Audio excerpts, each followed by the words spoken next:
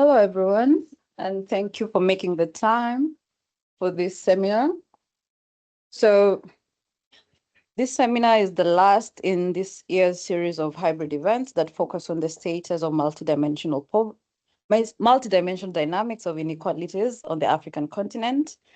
And they are drawn from chapters from a book done by ACEIR researchers and associates. The book is Inequalities in Sub-Saharan Africa, Multidimensional Perspectives and Future Challenges. The book aims to shape global discussions and discourses on Africa's inequality challenges and was published by the World Bank and the FD earlier this year. So today we have two presenters. We have Dr. Rawane and Professor Murray. And both the presenters, alongside Dr. Anda David and Professor Vimal Ranchhod, were the editors of the aforementioned book. So, who are presenters? So, Rawane is a researcher at the AFD working on inequalities, poverty, labor markets, and international migration. She previously has worked in the interdisciplinary laboratory for the evaluation of public policies, the International Food Policy Research Institute. She holds a master's degree in development economics from the Institute of Economic and Social Development Studies, with a focus on the economic evaluation of development policies and projects. Professor Murray is the UCT Research Chair in Poverty and Inequality Research at SALDRU, and is also the director of ACEIR. He was Pro-Vice Chancellor for Poverty and Inequality at UCT and SALDRU's director between 2013 and 2023. His research focuses on the use of survey data, particularly longitudinal studies, to explore poverty, inequality, and labor market dynamics in South Africa and across Africa. He has also served on advisory committees on key national policies and is part of the G20 Africa expert panel tasked with advising the Minister of Finance during South Africa's G20 presidency. So the first presenter will be Rawane. Yes, perfect. Thank you so much.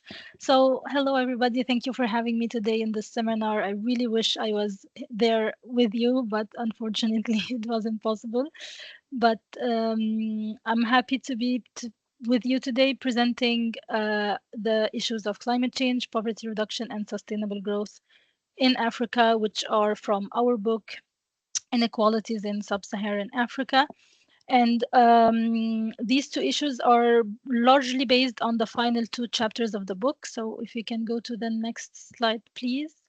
As you already know, the book spans the multi-layered and multidimensional nature of inequality, spanning different dimensions such as education, health, labor market, gender, and social mobility. And today we explore what we call in the book pushing the knowledge frontiers with the last two chapters. So if you can go to the next slide, please. With the last two chapters here the one before, sorry, which we have co-written with Anda David, Ilenju Felkit, and Fabio Andres Diaz Papon. And the main argument we make in the book throughout these different chapters, and especially the last two ones, is that inequality sits at the center of inclusive and sustainable development. And climate change is the reality of that context. And we see it as both a challenge and an opportunity. Next slide, please. It is, in fact, one of the most challenging development issues of our time, and especially in Africa, being the continent most vulnerable to its consequences, which raises an important question. How compatible is containing climate change with reducing poverty and increasing the consumption levels of the poor? Which is why inequality and distribution are at the center of these discussions related to climate change, because all of the recent reports have shown that countries, but also residents within countries, neither contribute to nor are affected by climate change in the same ways, which is why it is really important to understand climate change inequalities when designing adaptation and mitigation actions. So this chapter has actually started a momentum for us, and we're continuing the work with Morey and Muna, Vimal with our paper on the interlinkages between climate change and inequality, going beyond merely looking at these links that are commonly acknowledged today, and in order to look at the indicators and frameworks that address these two objects jointly. So we tried to identify the most relevant linkages and which indicators we should use to measure them and inform policies in the different country contexts. So we look at the global, but also the national scale, and we look at how inequalities shape climate change through disparities in GHG emissions, but also uneven abilities to adapt. But we also look at how climate change exacerbates and entrenches inequalities, which can manifest in unequal impacts, but also unequal mitigation costs. So I'll be drawing from both of these works today, and we start by looking at the contributions. So first, in terms of contribution, what we highlight is the unequal current, but also historical emissions. And if you look at the map here showing the per capita CO2 emissions in 2023, we see that it speaks volume on the unequal contributions between the global north and the global south. We have the bottom 40% accounting for only 12% of emissions, but 75% of the total losses, compared to 3% of total losses accounted for by the top 10%, whose share of emissions is 48%. If you look within countries, the inequalities are even greater, especially in terms of carbon inequalities. In sub-Saharan Africa, the bottom 50% emit 0.5 tons per capita of CO2 each year versus 7.5 tons by the top 10%. And this significant degree of carbon inequality can be explained by a myriad of factors: a high concentration of income, high concentration of wealth, and also carbon-intensive activities in a small population group. And this is what is also shown recently in the most recent climate inequality report by the World Inequality Lab, where they show that wealth inequality and the climate crisis are deeply interconnected. And they show that it's the wealth more than the consumption that actually fuels the climate crisis, with the global top 1% representing 15% of all consumption-based emissions, while they account for 41% of global emissions associated with private capital ownership. So now we look at the impacts first between countries, and we see that Africa in particular is disproportionately affected by climate change despite contributing less than 5%. And we have three types of unequal impacts. First, low-income countries face significant income losses and are even poorer today than they would have been in the absence of climate change, to which they have contributed very little. And meanwhile, we have the rich countries who bear the biggest responsibility that have actually benefited in terms of income. And why is that? It's because most countries in sub-Saharan Africa depend more on the sectors that will be most affected by exposure to climate events. The average agricultural productivity is estimated to be 35% below its potential value because of drought across the continent. Which brings me to my second point. Southern Africa is actually among the regions that are most affected by extreme weather events, such as droughts, floods, heat waves, and particularly affect rural communities, which contributes to famines and loss of livestock. Which brings me to the second point, which is that extreme weather events have significant consequences for the agriculture sector, which impacts food security. And of course, these risks affect the world regions differently, with, again, sub-Saharan Africa being the most vulnerable. And once again, because of the dependence on these sectors and the large share of the workforce in sub-Saharan Africa being employed in agriculture, with a share that is estimated to be between 55% and 62% according to the IPCC. So these are the main unequal impacts, but there are several others, such as exposure to rising sea levels and floods, exposure to diseases, and unequal mitigation costs, with the costs of reducing emissions more burdensome for low-income countries. Now, when we look at within countries, we see that these patterns of inequalities are also true at the level of any given country. And within country inequalities actually present a vicious cycle where we have initial inequality causing the disadvantaged groups to suffer disproportionately from the adverse effects of climate change, resulting in greater inequality. So, and similar to the unequal distribution of climate impacts across the world, within the countries, poor households tend to be more exposed than non-poor households to droughts, floods, heat waves, and especially smallholder farmers that have agriculture as their main income. And when exposed to these adverse climate effects, the poorer populations are more vulnerable due to differences in infrastructures, living conditions, with their housing being more prone to storm and flood damage, and they are also more vulnerable to food price volatility that can result from climate change. And within the household, we have inequalities, with women being more vulnerable as well. And finally, these losses that are incurred by the poorer populations undermine their resilience, meaning their capacity to adapt and recover from the damages, because this ability to cope and recover is undermined by inequalities in income, wealth, and assets.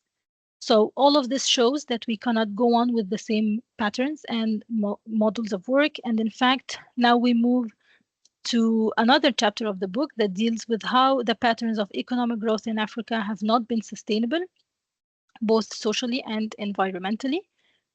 Next slide, please.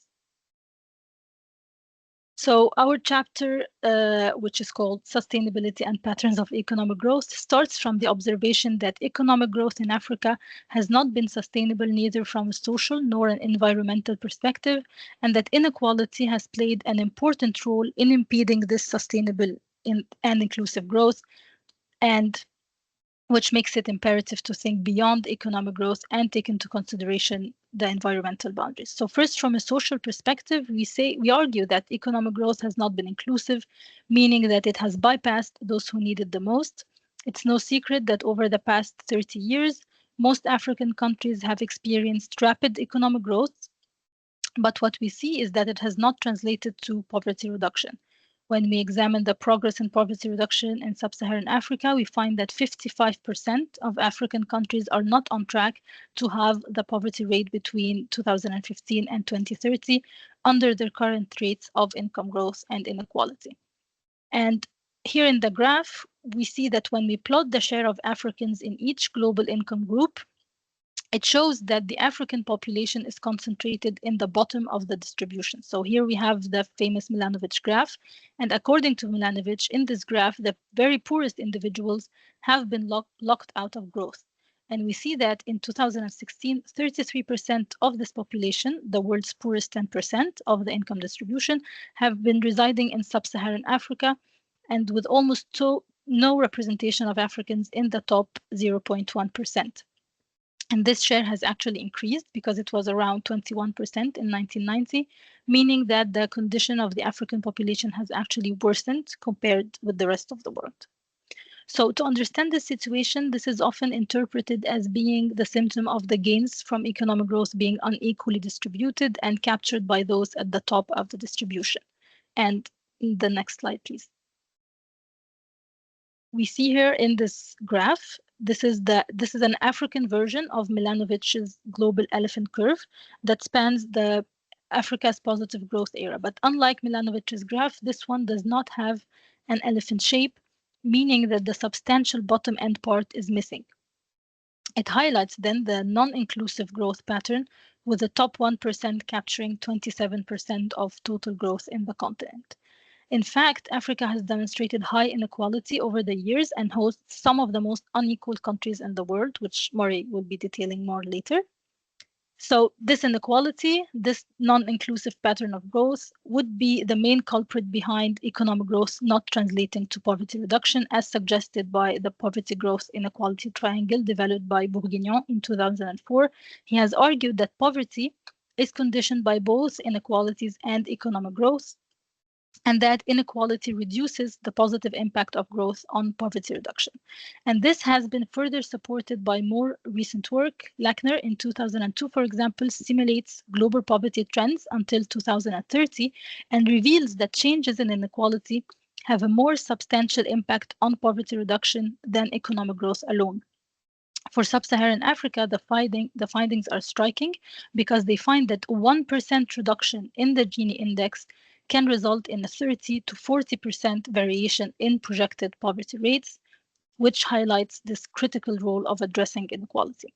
Because not only does it reduce the growth's ability to alleviate poverty directly, it can also undermine social progress in other domains such as education and health, and which have an indirect impact on poverty reduction through employment, labor market outcomes, therefore putting inequalities at the center of social sustainability and inclusivity. So why has growth not been inclusive? Next slide, please. The first factor explaining why growth has not been inclusive in Africa is the legacy of the colonial period of Africa that constrained many countries from moving away from extractive institutions that have unequally benefited and continues to benefit the political and economic elites. This colonial past has not only entrenched inequality and asset concentration, it also explains the resource dependence of many African countries as the main driver of their growth. When countries are more dependent on natural resources and therefore highly capital intensive industries, we see few opportunities for local employment creation and therefore a higher risk of rising inequality, which brings us to the second factor, which is the role of employment in making growth more inclusive. We know that Africa has a problem of quality of employment rather than an unemployment problem, with a labor market that is characterized by high levels of informality, vulnerable employment, and dominance of low productivity sectors. In fact, Africa is dominated by capital-intensive sectors such as mining that generate high economic growth but with fewer jobs, therefore increasing inequality. And the shift away from that has been towards low productivity and informal activities such as services, instead of sectors with high labor productivity and labor-intensive sectors that can actually increase wage employment and decrease income inequality. So these labor-intensive sectors can be manufacturing, but it can also be agriculture, where a lot of the African population actually derives its livelihood. So unlike structural transformation theories that have highlighted the need to move away from agriculture to manufacturing, we have studies that show that enhancing agriculture production can increase the poverty-reducing impact of economic growth. So improving the productivity of smallholder farms, for example, can reduce poverty and income inequality. So quality of employment is key, but this is not to deny the importance of quantity and the low responsiveness of employment to economic growth. In Africa, economic growth has not led to substantial employment creation. So we end up with an economic growth that generates low quantities of low quality employment, which are crucial for inequality reduction. So this situation and the persistent inequalities explain these difficulties in creating equitable development and therefore the need to think beyond economic growth. And this is what we try to do in this chapter as well. We try to expose the different alternatives. So next slide, please. We know that economic growth without addressing distribution issues will continue to have disappointing outcomes in terms of poverty reduction. And the first step towards social sustainability is to prioritize policies that build social and economic inclusion through social protection, for example, that is too low and not well targeted in Africa to reduce inequality significantly. But thinking beyond social policy, the Good Life Project at the University of Leeds have shown that Africa has been on an unsustainable pathway and lags in the number of social thresholds achieved. So these can include indicators such as life satisfaction, nutrition, sanitation, education, equality, etc., which is the map on the left. And such indicators can point towards a new approach to development that would move away from growth-centered approaches. And this moving away from growth-centered approaches is becoming even more crucial from an environmental perspective. The imperative of climate change makes the business as usual economic growth strategies even less likely to succeed in providing an enabling environment for the whole population. So we are all well aware of the environmental consequences caused by carbon-intensive economic growth and that are unequally distributed between countries, with Africa contributing the least, being the most vulnerable, as we've just mentioned. And we have a reverse picture on the right here, with Africa having the lowest rates of biophysical boundaries transgressed. And as a response to this, the climate change literature has framed alternative strategies for a more sustainable and inclusive development that go from minor adjustments to GDP calculations to more radical propositions of reduced growth. Next slide, please. So a first group of ideas suggests that adjustments to make growth more sustainable and inclusive through what is defined as green or inclusive growth, through policies such as environmental taxes, decarbonization policies, shifting to alternative energy supplies, etc. All this coupled with social policies in order to tackle climate change and income inequality simultaneously. However, while these changes in the energy intensity of economic growth can contribute to reconcile poverty and environmental goals in what is considered as decoupling, it is not sufficient to prevent global warming according to the IPCC. So the second approach actually focuses on the texture of growth itself in developed countries. And these supporters of degrowth argue that growth in itself is a problem, and they define degrowth as a planned reduction of energy and resource use in wealthy economies in a way that frees up energy for low and middle income countries, therefore improving their well-being and reducing global inequalities. The third approach suggests moving away completely from the focus on growth in what is called post-growth, A-growth, or beyond growth. And in this approach, degrowth is seen as unrealistic and ineffective in reducing environmental pressure, while green or inclusive growth is seen as acting only ex post to remedy the problems of economic growth. So these approaches put the need for alternative indicators beyond GDP, and while several indicators have been proposed, none of them has yet to reach a position comparable to GDP. So going forward, while these approaches differ in their position, they all insist on models that would not only account for the errors of the past in terms of lack of economic and social inclusivity, but also respect environmental boundaries. And this is what we have tried to do, and we also stress the need to account for inequalities and the reduction in the policies going forward. And now I leave the floor to Maury to talk to us about that. Thank you. Pulling towards the concluding chapters of the book, which really then focus on policy and what are we supposed to do going forward. And partly what I'm talking to then is not just our book, but there's been a number of fairly substantial stock takes of African inequality and the implications of African inequality happening at the same time. So I'm just putting another book on the table that I will also wrap into the evidence in trying to say, okay, where are we now on African inequality, on policies to overcome African inequality, and why should we do that? So this is a book that the World Bank produced, published in December last year. So a year ago, and it's quite a brave book, actually, from the back. You'll notice they talk about addressing structural inequalities to accelerate poverty reduction in Africa. And that's because of a deep dive into the texture of inequality and the implications that it has for people on the ground. I'm not talking so much globally anymore. I'm talking to more local level evidence. And that obviously those aren't the only two games in town. There are many papers actually quite recently trying to take stock that have accumulated data, because Africa has some data issues, data challenges with regard to analyzing our inequality and its implications and policies to overcome it. So here's one more paper that the Paris School team has produced that uses their data to basically profile the trends and not push too much further on the analysis. But it's a heroic data effort in and of itself. And within our book, we also speak a great deal about these data, because it is a very pressing issue on the continent.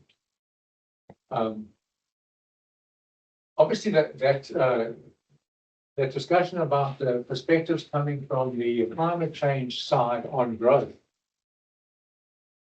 it's a bit queasy for an economist to cope with degrowth. I don't know how many economists would be that comfortable with the notion of degrowth as a development strategy, and rather the texture of the book as a whole is that we do need to measure and assess development differently if we're interested in inclusive, sustainable development. But the focus then of the latter part of the book is more on the consequences of the inequality, which actually Rawane's coped with really well, so I'll be very quick about this. This is a slide though from the World Bank book, and I use it intentionally just sorry, I'm getting ahead of myself here. But so all of the books show that Africa as a whole is a very unequal region. Accumulate their data and make this point, and this is from the World Bank book, and it shows the same thing. But at the same time, and this is a table that we produced ourselves using new wider data. It's that's not a very useful stylized fact because of the huge differences in inequality across the continent. And one of the key points of the book as a whole actually is that it's the texture of inequality that counts. You can have quite low or moderate levels of inequality, but the way your society works might make those very, very consequential. And I think Rawane did a great job of bringing out the general points that need to be made across the continent. But the book also makes a point that actually when you're driving towards policy, you do actually need to pay attention to what's going on in your own country. And the book spends a lot of time looking at, for example, at social mobility and how it's really working in particular contexts to try and get a sense of that texture. So here's the table from the World Bank book that just remakes Rawane's point, which is not a popular point, actually, about the fact that Africa gets a very low return in terms of poverty reduction from growth. And it's not that there's no poverty reduction. You don't want to get put in that trap. That's just not very useful. There's been quite large-scale numbers of poor numbers of people who escaped poverty through this growth episode on the continent. But the actual return or the elasticity of poverty to quantum of growth is not high and lower than elsewhere in the world. And there's not one of the inequality stock takes that comes up with anything different. So I think that's a stylized fact that needs to be confronted and taken forward. And so the point is, okay, how does growth work to not be very inclusive? And this is also from the World Bank book, actually, and why I chose to put that up rather than something from our book is because they spend a lot of time focusing on firms, actually, and firm data, and that's not a perspective that comes in our book. And I think it's a very useful perspective because if you're going to be talking about inclusive growth, you need to understand in detail, well, what's going on in the enterprises in any particular economy. And so they sketch this type of story where firms and farms sit right in the middle of this picture. And then what then distorts the way that growth comes through or makes it not so exclusive. And it's a very complicated story about capital and technology. And we know the structural change literature, the way factor markets actually work on the continent, the way product markets work, global trade. It's a very complicated economic story. And then right on the left-hand side, you have the labor market linking people to the firms and farms, and in a not very inclusive way. So what do we? I think this is a strong point of the World Bank's book, anchoring, highlighting the need for detailed understanding of these enterprises. Just to reiterate a point that Rawane made, right? So this is Africa, and so the models of premature deindustrialization, etc., the standard growth models do need to confront the fact that much of many African economies is informal, actually, and so that connection between people and the labor market is at that interface, and the formal sector is quite small often and quite distorted, if you like, by long run patterns, etc. And so the policy discussion going forward needs to confront that.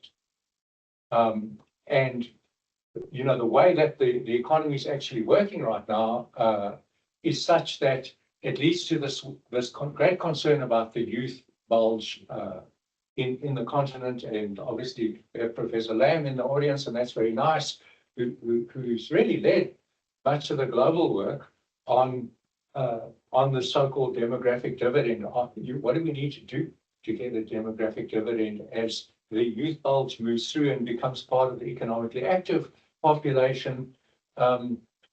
This graph just reflects needs, which is, I thought that was a South African expression, apparently not, because this is a global graph. But so you're not in employment, education, or training. So, these young people, well, they're not doing anything productive in that sense. And you can see that these rates of youth that are needs, it differs quite strongly across the continent, but is high certainly in Southern Africa, very high, but also in West Africa. And so this is a concern. The way the society reproduces itself is, and the way non-inclusive growth happens, is that we're battling to incorporate the new labour market entrance into productive employment. And I think our book spends a lot of time focused on the people side of it, the pre-market aspects of inequality, if you like. And so this is a slide that I stole from from Vimal's presentation when he spoke to the chapters on labour markets, education, and human capital in one of the earlier sessions. And so it starts with the household, in a sense, and the household's family background and the resources and where they live and what confronts them when they walk out of the door every day to try and be productive. And then unequal access to schooling and the quality of schooling, so the great educational and human capital inequalities, right? It's not just education, scarce skills, etc. So that brings young people then into a labour market that hasn't been that encouraging to the informal sector, to the farm sector, etc. And so you get this persistence of inequality. We drew this graph, Vimal and I, in the context of South Africa, actually. So you know, there's a sort of a formal sector, if you like, that's much more dominant than elsewhere on the continent. But nonetheless, the point of the book is to bring together in great detail how these different aspects of inequality then intersect with each other, to including the way the labour market works, to reproduce inequalities and to dampen the impact of growth. And so this is a graph then again from the World Bank book, which that I said that I thought the book was quite brave. And this graph makes the point. So when speaking about structural inequality, what do they mean? Well, here's one representation. More than half of the inequality in consumption is explained by your birth circumstances. So that side of people coming into the labour market, if you don't give detailed attention to that, then you're not going to create a productive workforce, and you're not going to get inclusive and sustainable development.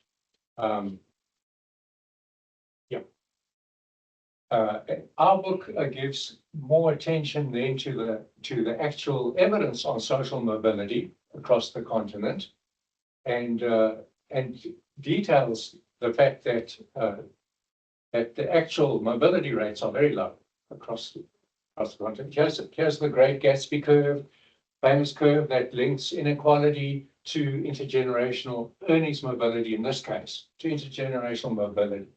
And it's mostly for developed countries, but the countries at the top here are certainly South Africa's comparators in the middle income area, and they're also very high inequality areas, and they also have much higher, which means a higher correlation between parents and children's earnings, which is low mobility, right?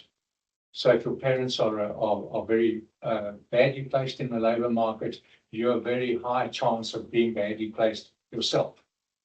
And I had to avoid putting in my favorite South African slide about South Africa's intergenerational failure, really, because our earnings correlations are never dip below 0.6, and they rise up beyond 0.8 for the worst place in the labor market. So South Africa's the high inequality over here, and it's got much higher levels of immobility than anybody else on the graph. And the point is that really stifles the productivity of a nation, in a sense.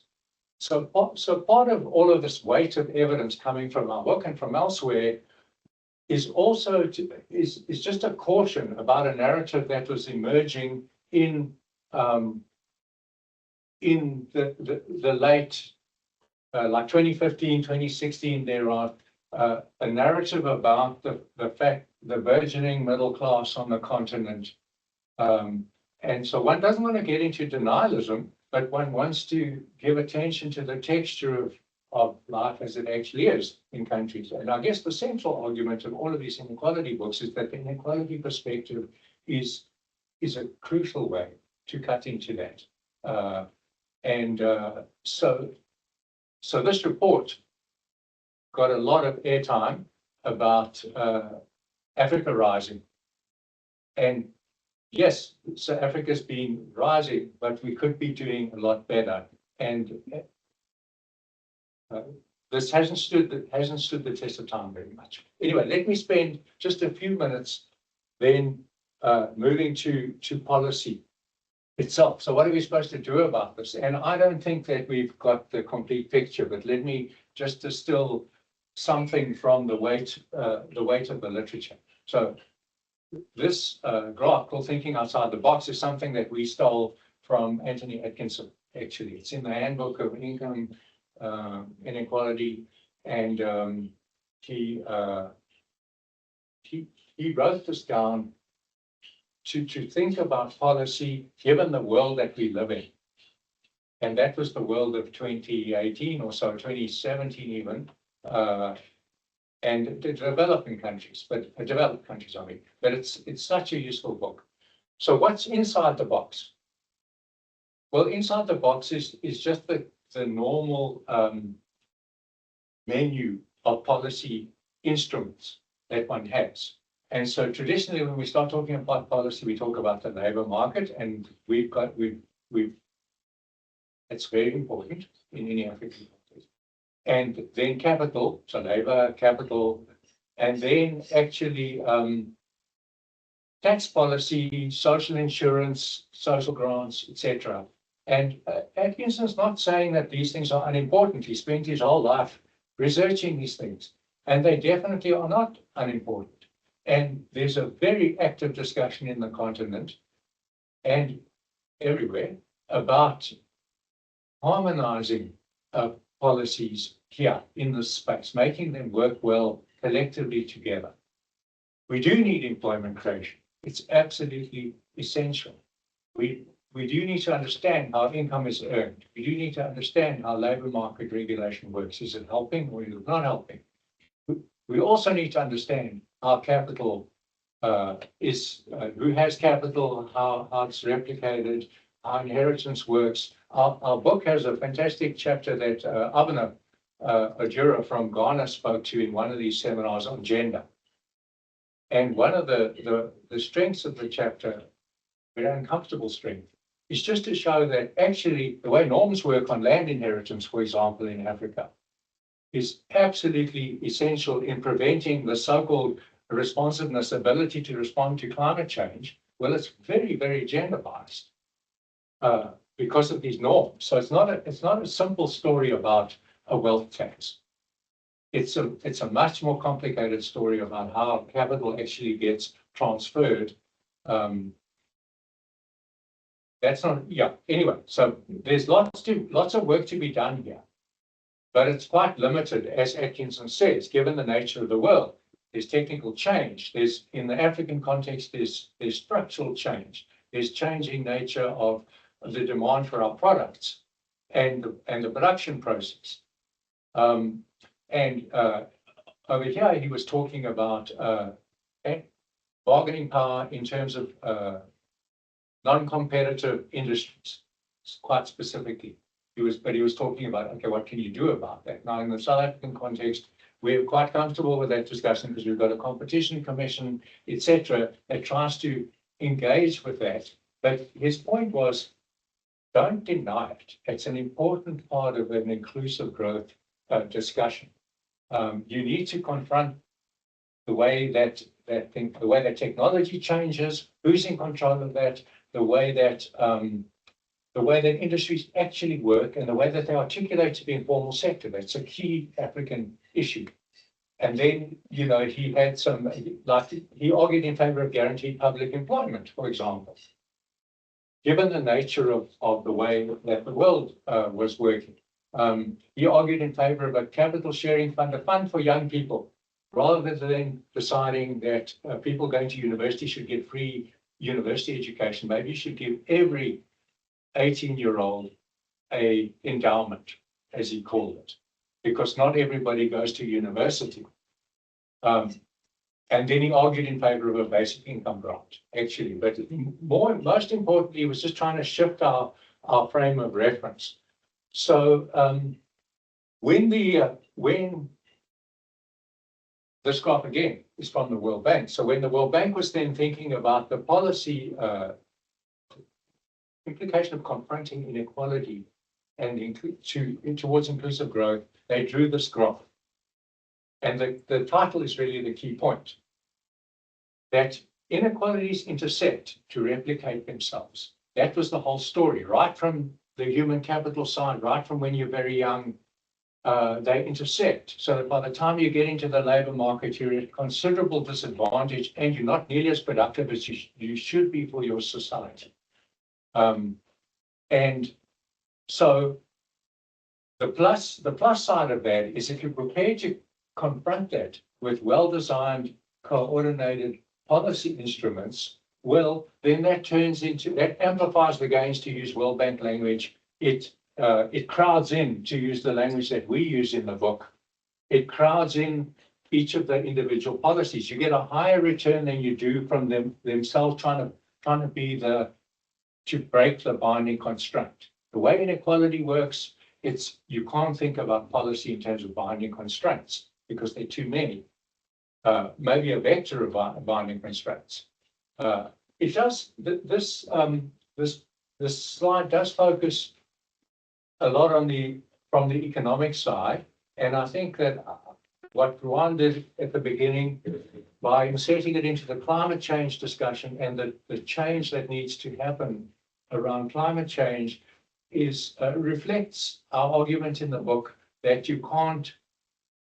That's not an adequate framing just to focus on the labor market because of these intergenerational issues, these long-run issues. So a few comments then about the way forward. So that's not particularly satisfying to me. I think that there's I think we worked extremely hard, all of us, the community of scholars working on these issues, made some very useful points about inclusive growth or the lack of inclusive growth and the opportunities for the necessity to respond to climate change to lead to us thinking a bit more differently and more holistically. And this is a consensus that I've been trying to present to you this afternoon. So going forward, there is now an initiative in place to actually have a what's called an African Inequality Review, a very detailed review that doesn't redo what we've just been speaking about this afternoon. That's we know this stuff. That's what we've done. So what are we going to do? Well, we need to push further to understand some key issues in order to work out, okay, what is the sort of package that will work together to both to be more inclusive. and therefore to make each growth episode more poverty reducing.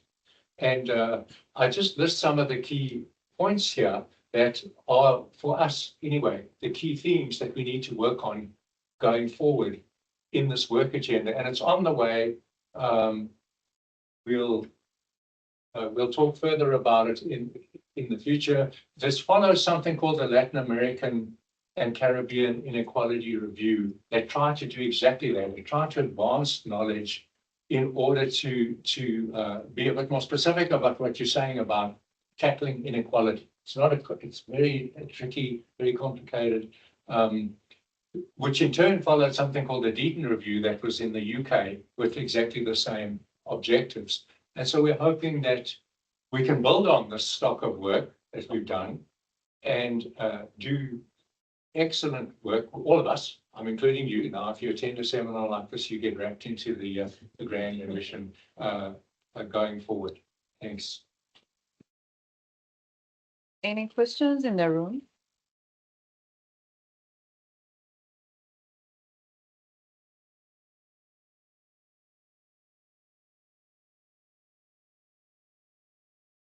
I have a question. David Lamb. I guess a really question for Murray, but either author might have some thoughts. We have had inequality decline in some regions, notably Latin America, Brazil in particular. And in your graph actually showed it declining in Africa as well, though that depends on the country, no doubt. But I guess the question is, do those declines match these factors? I mean, can you point to those and say, yes, the reason inequality declined is because of some of the things that you've highlighted? Or was it, a commodity boom that raised agricultural prices that sort of had nothing to do with any of this? And if so, what conclusions do you draw from that? I mean, I don't think we really know the answer to these, but I just throw it out there for your thoughts. You want to start, Rawane? No, please go ahead, Martin. Go ahead. Yeah, very, very good question. Actually, a really useful question, because it is true. We've had a very varied patchwork of inequality changes, both within the continent and everywhere, globally, actually.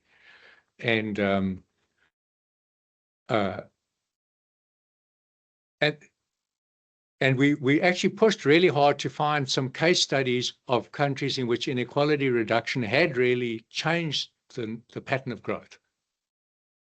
And we didn't really actually find that. But of course, some of these, like the increasing social protection, for example, that is something that has increased quite dramatically across the continent. So when I say, well, there are no magic bullets or whatever, you can't do binding constraints. That's not to say you shouldn't do sensible policies. It's just that the returns, it seems, as though the returns to those sorts of policies have been quite important. So if you look at the evidence of who's had bigger poverty reduction versus others, that standard mechanism of, well, growth does give the state some revenue to do something, right? And if they spend it well on social protection, it's not as though it does nothing. But to wrap around in a dynamic sense, it's got to come back into the economy and the productivity of the workforce. So I guess, so I think there are lessons to learn, and many of the reviews have then pushed on what Atkinson calls inside of the box measures. And there's plenty of scope there, like the social protection and particularly its integration then to the economy. It's such a live issue right now, both in South Africa, but everywhere across the continent. If you're going to do these social protection policies, they're not going to have the highest possible return if you just view them as isolated anti-poverty measures. It's not going to it's not going to work like that. So yeah, so that's a partial answer, but also an acknowledgement actually, so that in some countries where there was no growth and there was somehow there was inequality reduction, and one wonders, okay, well, what's going on there? Not in every country do we know. I think if we were talking about some of the countries we studied in detail, well, you can see what's going on in there. What would be a good example? Kenya, actually not a bad example, right? So they did have quite high poverty reduction, and it's worthwhile looking there, but not driven so much by growth. And so then it has to be these policies. Anyway, it's a very good question, actually. And actually, I think by way of a sort of a critique of the current state of knowledge, and it's not just us, I think it's everybody actually, we don't know all these packages. That was what motivated the ACEIR. So I'm trying to think, okay, what's a great example of the contribution then of ACEIR, because it's over now. That review finished. Anyway, we don't have Chico online, so I can't answer the question. I wish I could, and it's a great question for him, actually. Hello, good afternoon. Can you kindly hear me? Yes, we can. Okay, thank you so much for allowing me to pose some questions, and thank you for the presenters. My name is Tafadz Wamuropa. I'm working with Action Aid in Zimbabwe. What I have noticed is that within the discourse of climate change, I feel that there's a disconnect within the public administration. The Minister of Agriculture, the Minister of Mining, Minister of Economy are not talking to each other. And this is very evident at the local level, where you realize that communities that are on the front line of climate vulnerability, especially in areas where wildlife is prevalent, do not have access to basic social services such as education, water, energy. And yet, at the same time, these communities, they know what they want. They know what can change their circumstances. But I think at public policy level, that's where the missing link is. And my recommendation is that issues of leadership within the African context need to be explored. And you are absolutely right. I think the previous speaker spoke about the historical legacies around how communities were being allocated to different areas, and by virtue of birth, they were not able to access the basic needs. And you can then see the diversity between the urban, the peri-urban, and the rural communities. So I'm hoping that maybe in future themes, the issue around political will and public administration is important. Thank you so much for the opportunity. Over to you. Rawane, I know you've got something to say about that. I mean, not really. I mean, thank you so much for this issue. I mean, it is, in fact, one of the things that we point out as one of the issues. We don't have any solutions except to say that policies that want to reduce inequalities should not be constructed in silos. And we also talk about it in the context of climate change. We're actually doing a policy paper on social protection and the just transition. And also, like, this goes back to the previous question on like social protection. You mentioned, Maury, as one of the policies that have proven to be effective in reducing inequality.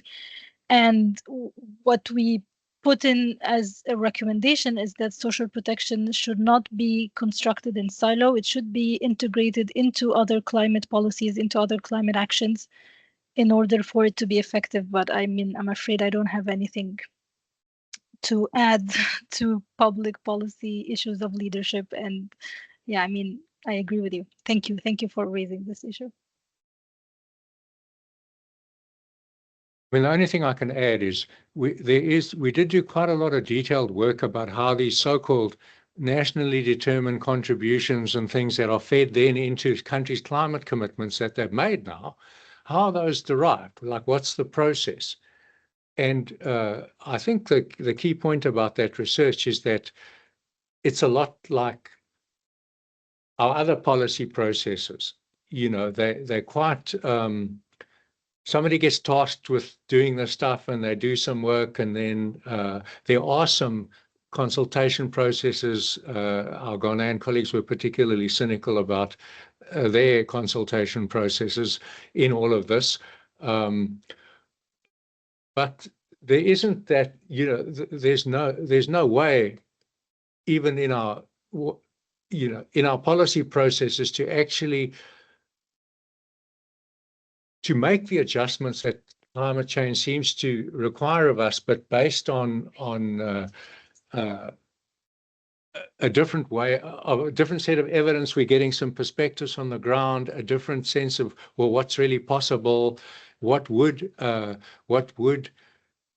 particular types of climate commitments, are they going to just be a constraint on already very vulnerable people? Well, if you leave the processes to happen as they've happened right now, that's sort of what happens in the trenches.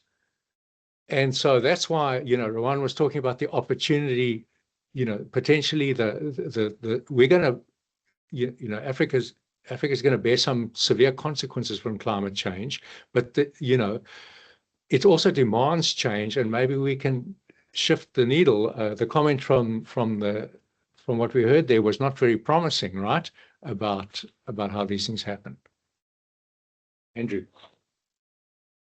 I mean, I want to press you on the links between development strategies and policy and climate change, because that's your theme, but you didn't really tell us what you think about that. So, at the risk of being a little provocative, here is what I would advise a Minister of Finance of an African country or a government on the links between climate change and development. My advice would be ignore climate change and get on with development. Nothing is more important than getting growth going and employment growing, building housing, and modernizing Africa's cities. And if it doesn't do those things, it's going to be completely irrelevant to the world's dealing with climate change over the next 30 or 40 years. And I'm not saying this as a trivial point, because I think there is a huge risk of Africa misallocating the limited capital at its resources in pursuit of advice that comes from people who don't understand development. So, can I just add that? Yes. I agree with Andrew completely, and I just wanted to make a point on Rawane's very nice discussion at the beginning about the relationship between income and carbon emissions or greenhouse gases in general, just how enormous that relationship is. And you could double the incomes of everybody in the bottom 40% in Africa and just have such an infinitesimal impact on the climate change, given the current relationship, that I agree with Andrew. It's not really worth worrying about. And I just wanted to add that if you looked at these big, we think of rich people consuming more than poor people, and of course they do. But if you look at something like food or water, you know, the top of the income distribution consumes maybe double, maybe 50% more than the people at the bottom. If you look at emissions, the difference is like 75 or 80 times. I mean, it's just completely off the charts, and it's always good to think this is just a typical, you know, rich consume more. Right. But when you're talking about energy and carbon emissions, I mean, these are just staggering differences, so much so that I think Andrew's right. It's almost worth, you know, ignore it in Africa and get on with economic growth. I mean, you're right on the emissions, but not on ignoring climate change, because the point you just made about water is crucial in Southern Africa. So you've got to know what is your projected rainfall and temperature, and where should you be moving your main economic activities. And also you should be alert to what kind of product markets are going to change. So it might not make any sense for South Africa to kind of just quickly go away from fossil fuels, but they should be thinking about what markets they can go for. I don't know, photovoltaics and all the rest of it that the rest of the world might be demanding. Who knows? Can't ignore it entirely.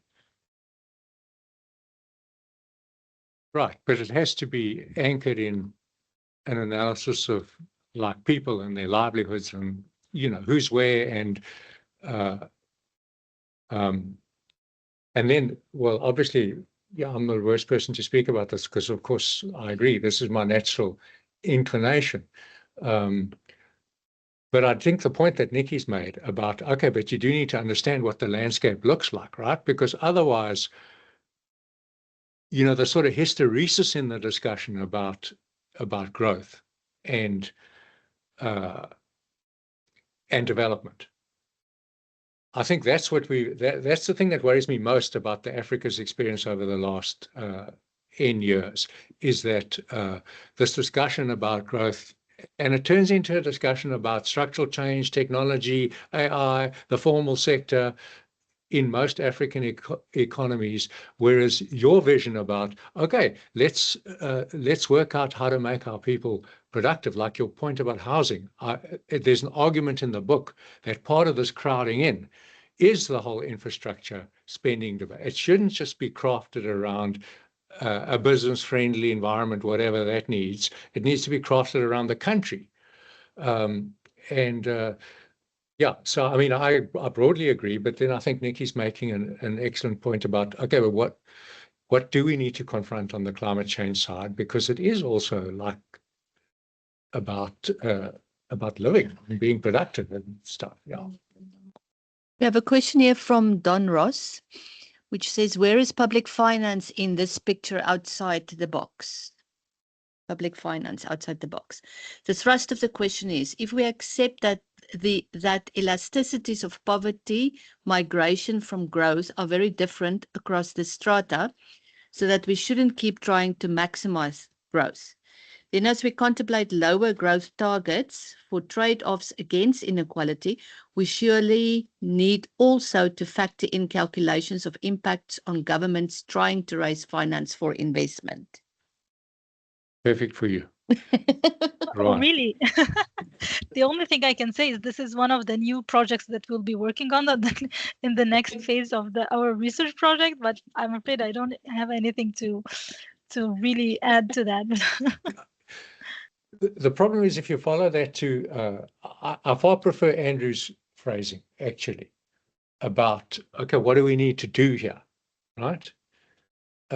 Not just, the big discussion is often about, that's the policy choice discussion, right? So obviously you need to be able to finance what you do, right? But one of the, if you take a close look at African countries, there's a number of countries that for 15 years now have been doing textbook style development by the book to actually try and get stuff going, right? Well, by the book, by the sort of the growth book, if you like, right? But really giving it a bash. And they haven't got a huge return from it, but they haven't been constrained on the credit side until very recently, when the interest rates have gone up on the borrowing, etc. Now they're suddenly running into some debt issues not of their making. So, I don't think it's just about financing. I think that the benefit of a textured discussion like we've been having today is it is about like working out, okay, what do we need to do in this particular context? For example, migration, right? So we had a very nice session on migration a while ago, and it's obvious that people who would benefit most from migration in terms of changing their livelihoods don't have the resources to migrate. So I don't know what you do about that, but they are stuck where they are spatially. So, and Andrew's point about urban investment, etc., housing, it's a great point, but you're also stuck with a society in which people have very uneven possibilities to respond to that and maximize it. Anyway, it's not just about financing, but obviously I'm an economist, and that's why I got very queasy with the degrowth sort of story, right? Personally, because you do have to worry about that side of the budget. But the case I'm arguing for is about policy harmonization, really, about working out what you need to do, and as a way, almost as a way of of coping with the budget that you have. We have one more question, if that's okay. Online question. What kinds of lobby can promote a North country to challenge climate for implementation in a South country? To grow the future generation to live well for all efforts for present generation because more loss and damages and for adaptation in just transition. So what kinds of lobby can promote a North country to challenge climate for implementation in Southern countries? I think the person means to ask. Can we bring in Professor Lamb? Did you even hear the question? I don't know what one can say about that, except like, okay, we can reflect on the G20 presidency that South Africa's just hosted, etc. And the whole emphasis of the presidency was to hone and be clear on what we need in terms of the sort of broader environment. This thing speaks about a lobby, right? And climate change was part of that. Like, what do we need in terms of the mandate of these multilateral institutions to just do what they're supposed to do? Not more than that, I don't think. And I don't know how positive people are about all of that. Andrew, I think, wants to come in and save us a little bit. The initiatives that are underway to preserve the Amazon jungle, the Amazon forests, through mobilization of resources from the north, I think are good examples. They include initiatives to train and assist Amazon slash and burn farmers to convert their slash and burn activities to more sustainable farming activities. Those are hugely valuable transfers. What we don't need, to build on Don Ross's point, is the kind of initiatives that the World Bank is pushing very strongly to raise huge amounts of moonshine type funding through blended schemes and guarantee facilities, etc., to lend a lot more money to African countries to meet their nationally determined commitments. It'll just get them into trouble. We don't have to sign a thing like the G20 at the end of all of this, but it was really wonderful to engage with you all. Thank you very much. Thank you, everyone. Thank you, everyone.